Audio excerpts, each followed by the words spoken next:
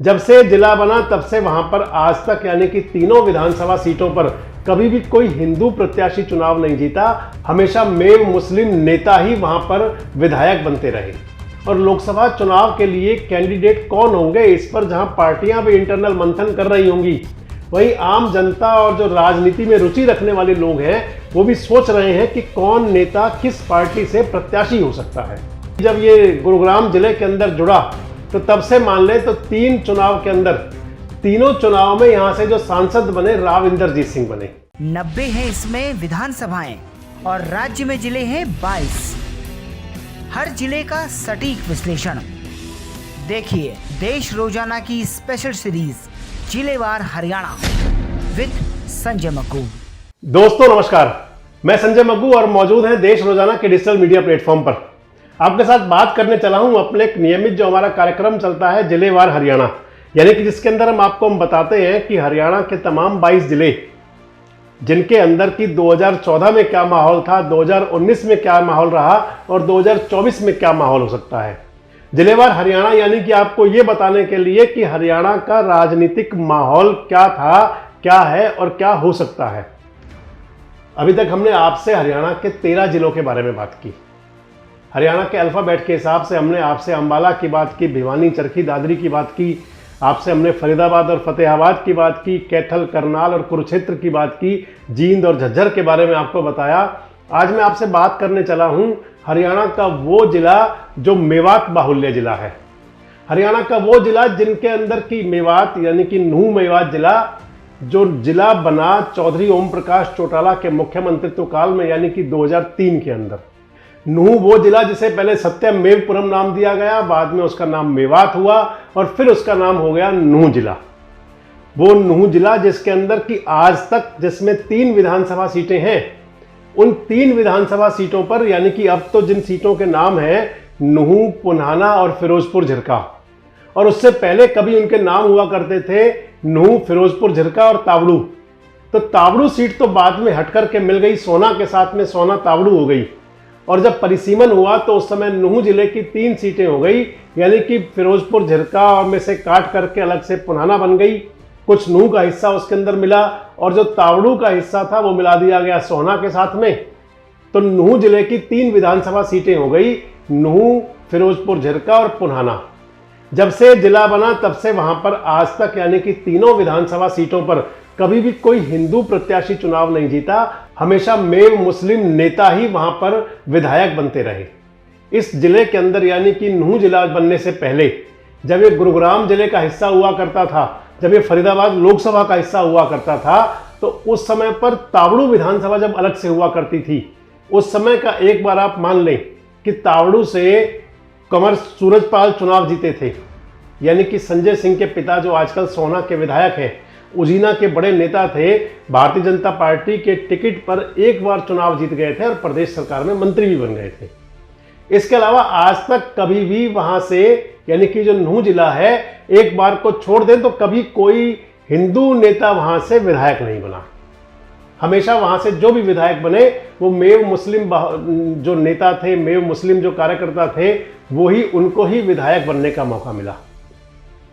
नूह जिला जो कि गुरुग्राम लोकसभा का हिस्सा है, मैंने आपको बताया कि पहले परिसीमन से पहले फरीदाबाद लोकसभा का हिस्सा हुआ करता था और उसके बाद हिस्सा बन गया ये नूह जिला गुरुग्राम लोकसभा का।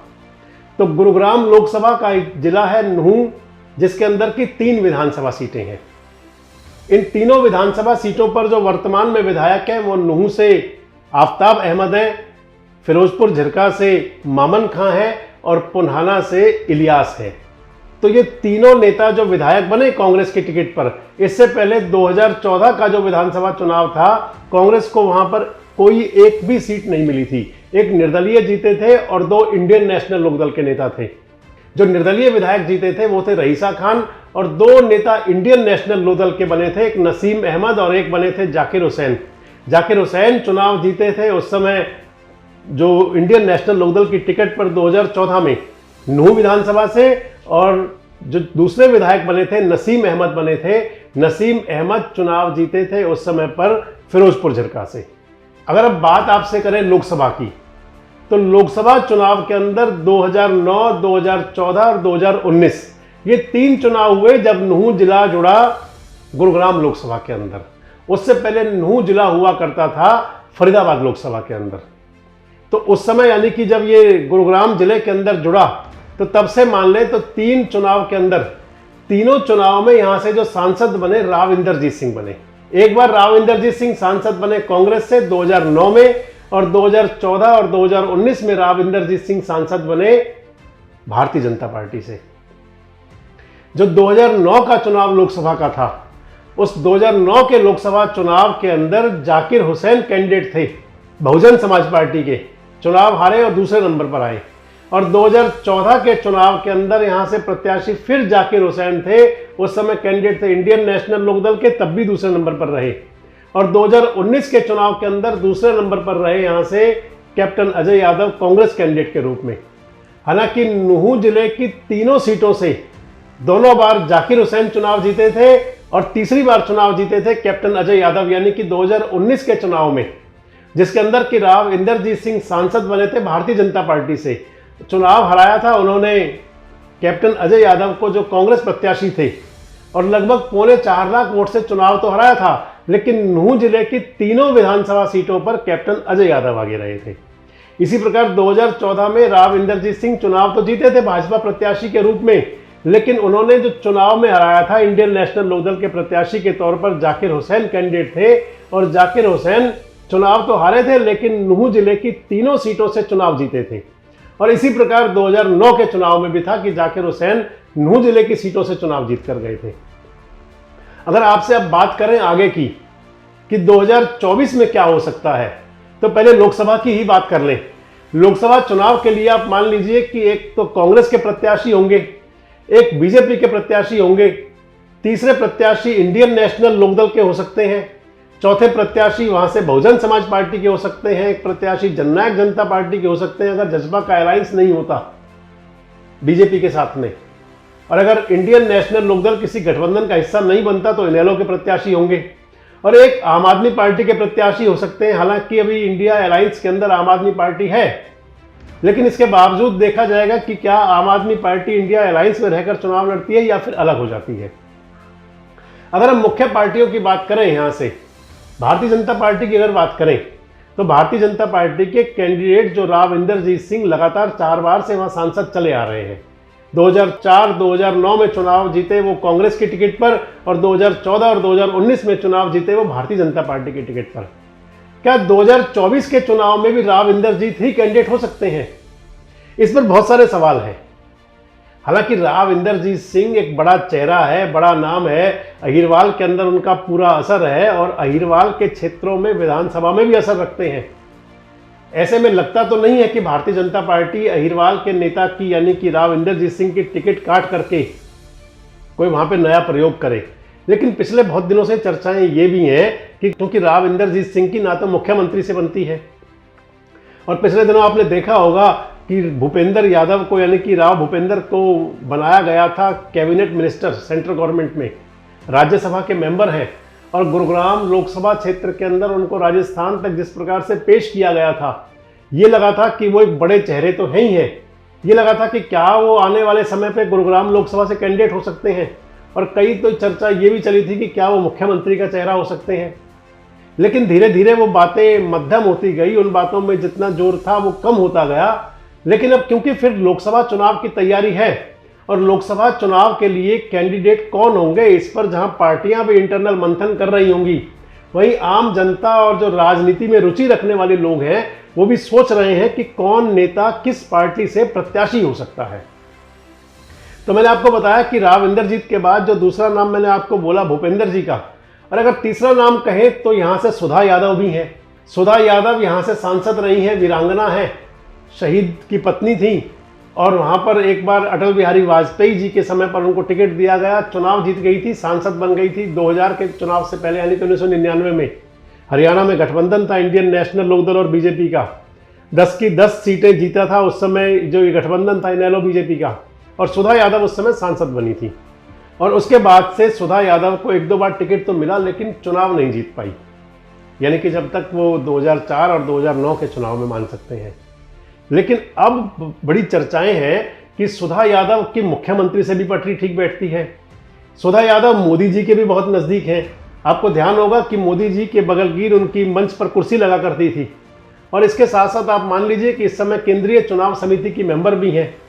और अगर कहीं राव इंदरजीत सिंह को पटकनी देने की बात चलती है या उनका टिकट काटने की बात चलती है तो फिर सुधा यादव एक बड़ा चेहरा है। और गुरुग्राम लोकसभा के बारे में ये माना जाता है, ये कहा जाता है कि यहाँ पर बीजेपी का कैंडिडेट बहुत आगे रहेगा आपकी बार भी। और अगर जब इस प्रकार का संदेश है तो क्या भारतीय जनता पार्टी यहाँ पर नया प्रयोग कर सकती है और या फिर वापस राव इंदरजीत सिंह ही हो सकते हैं? ये तो बीजेपी की बात हुई। अब अगर कांग्रेस की बात करें तो कैप्टन अजय यादव पिछला लोकसभा चुनाव यहां से हार चुके हैं। कैप्टन अजय यादव भी कांग्रेस में बड़ा नाम है। उनके पुत्र इस समय चिरंजीव राव विधायक है रेवाड़ी लोक विधानसभा सीट से। और कैप्टन अजय यादव खुद भी समधी हैं लालू यादव के, यानी कि जो लालू यादव की बेटी की शादी हुई है कैप्टन अजय यादव के बेटे चिरंजीव के साथ में। इसके अलावा जो कांग्रेस का जो सही मोर्चा है उसके एक मोर्चा के वो राष्ट्रीय नेता भी हैं। इसके साथ साथ कैप्टन अजय यादव, मैंने आपको पहले ही बोल दिया कि बड़ा नाम तो है ही है, ओबीसी समाज का बड़ा नाम है। ऐसे में क्या कैप्टन अजय यादव पर दाव खेला जा सकता है और या फिर क्या कांग्रेस भी कोई नया समीकरण चला सकती है यहाँ से? वैसे आपको बताएं तो कांग्रेस के लिए जो मुफीद बैठता है, कोई गुजर नेता भी यहाँ पर मुफीद हो सकता है, क्योंकि जो गुरुग्राम की लोकसभा सीट है यहाँ पर एक नंबर पे तो आप मान लीजिए कि मेव बाहुल्य जो मेव मुस्लिम इलाका है वो कांग्रेस को समर्थन कर सकता है। दूसरा आप मान ले तो अगर कोई गुजर प्रत्याशी हो तो उस स्थिति में फिर गुजर मतदाता भी कांग्रेस की तरफ कन्वर्ट हो सकता है। और एक जो एसटी मतदाता है, दलित मतदाता है, उसका झुकाव भी पिछले काफ़ी समय से भारतीय जनता पार्टी से हटा है और कांग्रेस की तरफ बढ़ा भी है। ऐसे में बहुत ज़रूरी होगा ये भी देखना कि कांग्रेस यहाँ पर कौन सा नया प्रयोग करती है। अभय सिंह चौटाला भी पिछले काफ़ी दिनों से अपने आप को स्थापित करने का प्रयास कर रहे हैं और मेवात समुदाय के अंदर, यानी कि मेव मुस्लिम जो समुदाय है, इसके अंदर इंडियन नेशनल लोकदल की भी ठीक ठाक पकड़ रही है। और क्या वहाँ पर अभय सिंह चौटाला भी कोई नया खेल खेल सकते हैं, किसी मेव जो नेता को वहाँ से अपना प्रत्याशी बना करके, किसी ऐसे मेव नेता को जिसका वहाँ पर असर ठीक ठाक रहे हो? तो ये बहुत सारे सवाल रहेंगे लोकसभा चुनाव के लिए। मान लीजिए कि लोकसभा चुनाव में चेहरों पर बहुत हद तक रहेगा कि चेहरे कौन कौन होते हैं। क्या राव इंदरजीत सिंह भी हो सकते हैं या प्रत्याशी बदल सकता है? क्या कांग्रेस से कैप्टन अजय हो सकते हैं या कांग्रेस प्रत्याशी बदल सकती है? कमेंट्स बॉक्स में आकर आप हमें इस बारे में जरूर बताएं कि आपको क्या लगता है कौन हो सकता है। हम तो आपको जब भी कभी चलेंगे इसके बाद में हरियाणा के 90 विधानसभाओं का और 10 के 10 लोकसभाओं का मूड आपको बताया करेंगे, तो आपसे बात किया करेंगे कि कहाँ पर क्या माहौल है। लेकिन अगर आपको लगता है तो आप भी जरूर बताएं। तो ये लोकसभा की बात हुई जिसके अंदर हमने आपको कहा कि कोई बड़ी बात नहीं है कि दोनों पार्टियां अपने चेहरे भी बदल दे, और कोई बड़ी बात नहीं है कि पुराने चेहरे एक बार से फिर जनता के बीच में हो।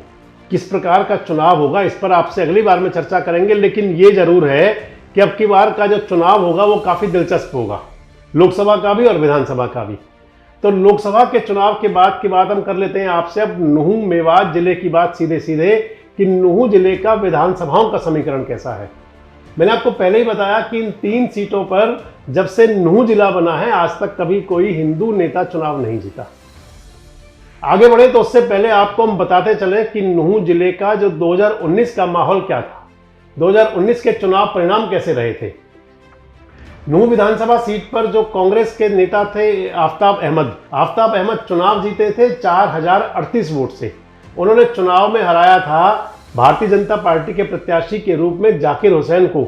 जाकिर हुसैन उससे पहले विधायक थे इनेलो के, इनेलो छोड़ी थी, बीजेपी में शामिल हुए थे, बीजेपी से टिकट लिया था और चुनाव हार गए थे 4038 वोट से। अगली विधानसभा सीट है फिरोजपुर झिरका। फिरोजपुर झिरका से यहाँ चुनाव जीते थे कांग्रेस के मामन खां। बहुत चर्चाओं में है मामन खां, आजकल भी आपसे बात करूंगा अभी आगे कि मामन खां की चर्चाएं कितनी हैं। तो मामन खां चुनाव जीते थे 37,004 वोट से और मामन खां ने चुनाव में हराया था भारतीय जनता पार्टी के प्रत्याशी थे नसीम अहमद।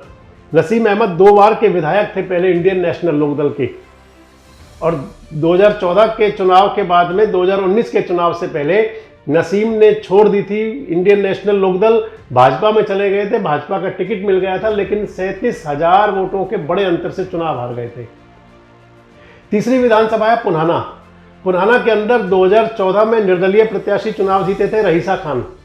पूरे चुनाव के बाद में समर्थन देते रहे मनोहर सरकार को, चेयरमैन भी बनाया गया। लेकिन जब 2019 का चुनाव आया तो फिर उन पर भारतीय जनता पार्टी ने भरोसा नहीं जताया। रईसा खान आजाद चुनाव लड़े। बीजेपी की प्रत्याशी नौक्षम चौधरी थी, जो रईसा खान दूसरे नंबर पर रहे। पुन्हाना से मोहम्मद इलियास चुनाव जीते 816 वोट से मात्र, और रईसा खान मात्र 816 वोट से चुनाव हार गए। तीसरे नंबर पर नौक्षम चौधरी रही। अगर विधानसभा बार आपको बताएं कि वहां की कहां पर क्या स्थिति थी, तो सबसे पहले फिरोजपुर झिरका की बात कर ले। मामन खां को जो वोट मिले थे 84,000 से ज्यादा वोट मिले। और उसके बाद भारतीय जनता पार्टी के जो प्रत्याशी रहे नसीम अहमद को वोट मिले 47,000 से ज्यादा। जननायक जनता पार्टी ने यहां पर अमन अहमद को उतारा था। अमन अहमद को वोट मिले थे लगभग 9800। तो यानी कि यहां पर जो सीधा जो मुकाबला रहा था वो कांग्रेस और बीजेपी का रहा था, और कांग्रेस का प्रत्याशी 37,000 वोटों से चुनाव जीत गए थे मामन खां। अगर अगली बात करें पुन्हाना की, तो पुन्हाना से मोहम्मद इलियास, हमने आपको पहले ही बताया, चुनाव जीते थे।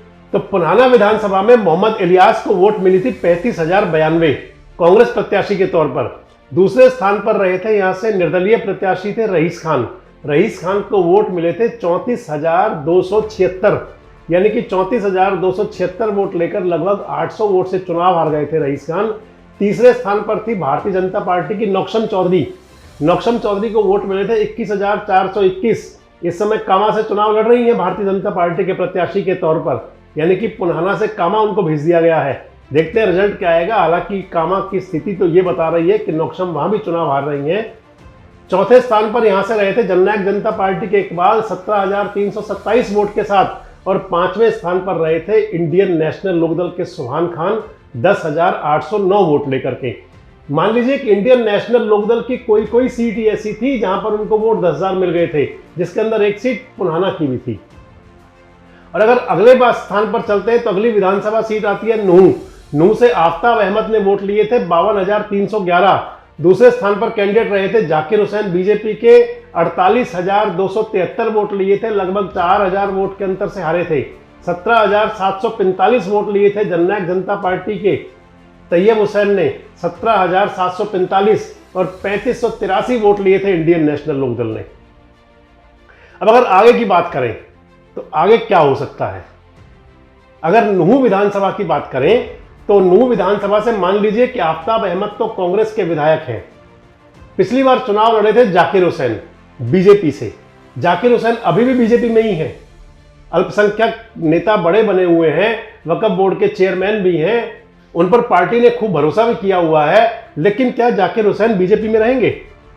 आप मान लीजिए कि पिछले दिनों जो नूह के अंदर जो विवाद हुआ था, थोड़ा सा बहुत सांप्रदायिक दंगा हुआ था, उसके अंदर जाकिर हुसैन की इमेज अच्छी नहीं बन पाई।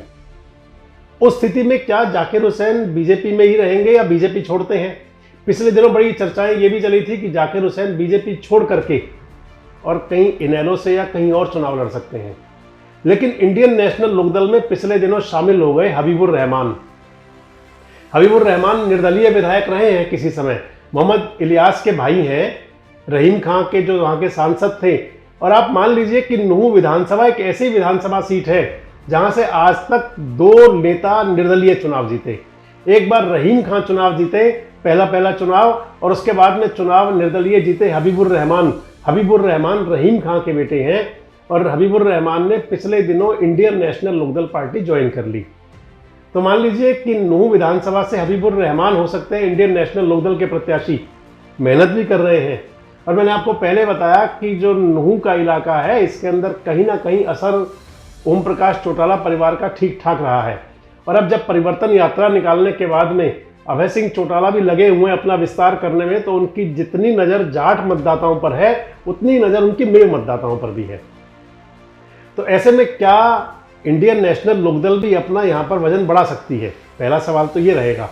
और दूसरा ये रहेगा कि क्या हबीबुर रहमानी प्रत्याशी होंगे तो वो कितनी बड़ी चुनौती दे पाएंगे आफ्ताब अहमद को, और या क्या जाकिर हुसैन अपना कोई पाला बदलेंगे और पाला बदलने के बाद में वहां कोई नया खेल होगा।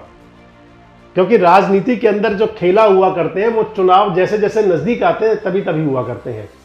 ये सवाल भी हम आप पर छोड़ रहे हैं कि क्या जाकिर हुसैन बीजेपी में ही रहेंगे और या फिर बीजेपी छोड़ सकते हैं। क्या हबीबुर रहमान इंडियन नेशनल लोकदल के कैंडिडेट होंगे और या फिर अभी इनेलो इंतजार करेगी कोई और आ जाए, और या फिर क्या जाकिर हुसैन को अगर बीजेपी वो छोड़ देते हैं, इंडियन नेशनल लोकदल में आ जाते हैं, तो उस स्थिति में क्या बात चली थी इनेलो और बीएसपी के अलायंस होने की भी, तो क्या उस स्थिति में जाकिर हुसैन लोकसभा के प्रत्याशी भी हो सकते हैं। ये बहुत सारे सवाल हैं और मैंने आपसे कहा कि सवाल हम सारे आप पर छोड़ कर जा रहे हैं, कुछ आपकी प्रतिक्रियाओं के आधार पर और कुछ जब ग्राउंड रिपोर्टिंग करने जाएंगे तो आपको बताया करेंगे कहाँ क्या हो रहा है। अगर अगली विधानसभा की बात करें तो अगली विधानसभा पे बात करते हैं फिरोजपुर झिरका की। फिरोजपुर झिरका से चुनाव जीते थे मामन खां। मामन खां नूह की राजनीति के अंदर, मेवाती राजनीति के अंदर अब एक बहुत बड़ा नाम हो चुके हैं। जब से वो सांप्रदायिक तनाव बना, यानी कि जुलाई के अंदर जो झगड़ा हुआ था, नल्हड़ के महादेव मंदिर के से झगड़ा शुरू हुआ था, जिसके अंदर की एक पार्टी बन गए थे एक मामन खां। कुछ विधानसभा में बोले थे, कुछ विधानसभा के बाहर बोले थे, सोशल मीडिया पर चला था। पुलिस ने मुकदमे दर्ज किए थे, 4 एफआईआर उनके खिलाफ है। 4 एफआईआर उनके खिलाफ है, यानी कि मामन खां के। नूह की पुलिस ने मामन खां को गिरफ्तार किया था, 15-20 दिन जेल में रहे और जेल से जमानत पर आ चुके हैं। और मान लीजिए कि मामन खां के रूप में एक रोल मॉडल मिल चुका है मेवाती राजनीति को। मेवात के जो युवा हैं, मेवात के जो कार्यकर्ता हैं, वो मामन खां को अपना एक बड़ा नेता मानने लगे हैं। और मामन खां एक ऐसा नेता बन चुका है जो न केवल फिरोजपुर झिरका बल्कि जो आसपास की विधानसभाएं हैं वहां पर भी असर रखते हैं। जब मामन खां जेल में बंद थे तो बताते हैं कि जो कुछ सूत्रों के हवाले से जो पता लगा था, वो कुछ ये पता चला था कि मामन खां कांग्रेस के नेताओं से भी नाराज हैं।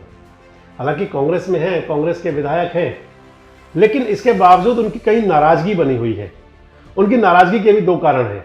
एक तो वो कहते हैं कि जब वो गिरफ्तार हो गए तो कांग्रेस ने उनकी वो फेवर नहीं कही जो करनी चाहिए थी।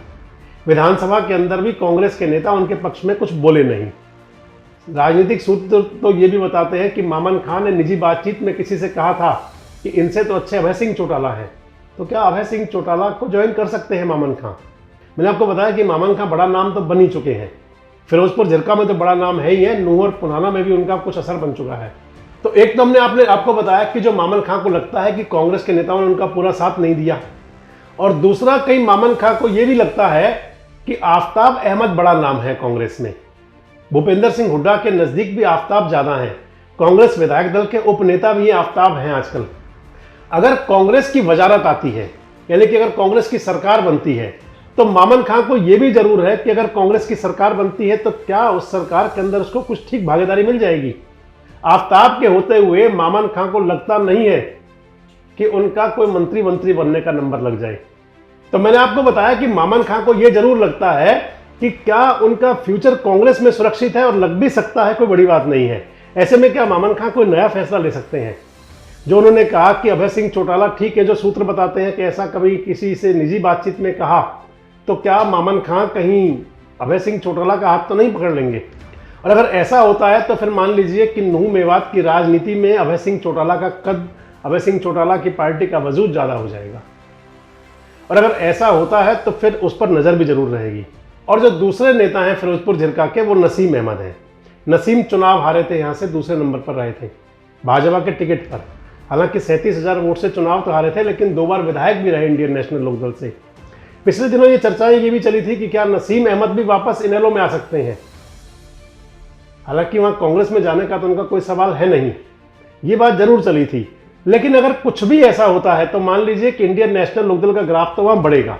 अगर कोई नई एंट्री वहां से हो जाती है, चाहे मामन खां की होती है, चाहे नसीम अहमद की होती है। नजर इस बात पर रहेगी कि क्या मामन खां कांग्रेस में रहकर चुनाव लड़ेंगे या पार्टी बदलेंगे, नसीम अहमद बीजेपी में रहेंगे या वो पार्टी बदलेंगे, कौन सा नया चेहरा होगा, इस सब पर नजर रहेगी। और जो नए समीकरण बनेंगे उसके आधार पर ही तय होगा कि फिरोजपुर झिरका किसको अपना नेता बनाएगा। अब अगर तीसरे विधानसभा की बात करें तो तीसरी विधानसभा सीट है पुनाना। पुनाना विधानसभा सीट से हमने आपको बताया कि मोहम्मद इलियास चुनाव जीते थे 816 वोट से। चुनाव हराया था उन्होंने रहीसा खान को, और रहीसा जो है वो 2014 में निर्दलीय प्रत्याशी के तौर पर चुनाव जीते थे। अब आजकल अभी भी निर्दलीय बने हुए हैं, वो किसी पार्टी को इन्होंने ज्वाइन की नहीं। रहीसा खान भी पूरी तरह सक्रिय हैं, लोगों के बीच में आवाजाही भी उनकी पूरी है। और तीसरी जो कैंडिडेट थी यहाँ से नौक्षम चौधरी थी। नौक्षम चौधरी चली गई बीजेपी वाली कामा में चुनाव लड़ने के लिए। अब कामा में भी जो जानकार सूत्र बता रहे हैं तो राजस्थान के कामा के अंदर नौक्षम चौधरी चुनाव में बिल्कुल फंसी हुई हैं और हालात तो ये बता रहे हैं, हालांकि पता तो 3 तारीख को चलेगा, लेकिन ये लगता है कि कामा से चुनाव जीतना उनका मुश्किल है। तो क्या अगर कामा से वो चुनाव जीत जाएंगी, बताया तो ये जाता है कि मुख्तियार अहमद वहां पर जो निर्दलीय प्रत्याशी हैं सबसे मजबूत हैं, तो क्या उस स्थिति में नौक्षम वापस पुनाना में आएंगी या भारतीय जनता पार्टी उनको कहीं और भेजेगी? नौक्षम के बारे में पिछले दिनों एक बात और भी चली थी कि उनका होडल विधानसभा में भी मन लग रहा था क्योंकि दलित नेत्री है वो। अब पकड़ भी उनकी ठीक ठाक है, जब वो 2 विधानसभा सीटों पर जाकर के बीजेपी का टिकट ले आई तो फिर उनका मान लीजिए उनका असर भी ठीक ठाक है ऊपर। तो इस बात पर भी नज़र रहेगी। नज़र ये भी रहेगी कि रईसा खान कहाँ जाते हैं। रईसा के बारे में भी आपको बताएं कि इनेलो के अंदर एक नेता गए थे, मेव नेता, उनसे मेरी बातचीत भी, उन्होंने भी कहा था, जो मैंने आपको मामन खां वाली बात बताई वो भी वहीं से निकली थी। और जो आपको मैं दूसरी बता रहा हूँ कि क्या रईसा खान भी इंडियन नेशनल लोकदल में जा सकते हैं अभय सिंह चौटाला के साथ, अगर वो जाते हैं तो फिर वहाँ का भी मजबूत समीकरण बनता है। यानी कि सब कुछ निर्भर करेगा कि आने वाले दिनों में कौन से नेता पाला बदलकर कहाँ जाते हैं। और जब ये नेताओं का दल बदलने वाला खेल चलेगा तो इससे जरूर तय होगा कि कौन सी पार्टी ताकत में आती है। अगर कुछ नेता इंडियन नेशनल लोकदल में चले गए, हालांकि आप मान के चलिए कि भारतीय जनता पार्टी का नूंह जिले के अंदर अगले चुनाव में भी खाता खोलना मुश्किल है, कोई लगता नहीं कि नूंह जिले में खाता खोल लें। और अगर कुछ नेता इंडियन नेशनल लोकदल में चले गए तो फिर मान लीजिए इनेलो और कांग्रेस में मजबूत लड़ाई हो जाएगी। और मेव मुस्लिम जो एरिया है, आप ये भी मान के चलिए कि ये हमेशा एक ही पार्टी की तरफ झुककर चलता है। वो पार्टी कांग्रेस होगी या वो पार्टी कहीं अभय सिंह चौटाला अपने आप को मजबूत करते हुए अपने साथ नेताओं को जोड़ सकते हैं, वो इंडियन नेशनल लोकदल होगी। जिस पार्टी की तरफ नेता झुकेंगे वो पार्टी वहाँ मजबूत हो जाएगी। हमने आपसे आज बात की नूंह के बारे में और आपको बताया कि हालात क्या ले सकते हैं। आपको क्या लगता है कि हमने जो आपको बातें बताई, आप इससे कितने सहमत हैं? कमेंट्स बॉक्स में आकर जरूर बताएं, अपनी प्रतिक्रिया जरूर दें। और कल आपके साथ में बात करेंगे हरियाणा के, यानी कि दक्षिण हरियाणा का जिला पलवल के बारे में बताएंगे कि पलवल में 2024 में क्या हो सकता है। तब तक के लिए हमारे साथ जुड़े रहें, देखते रहें देश रोजाना।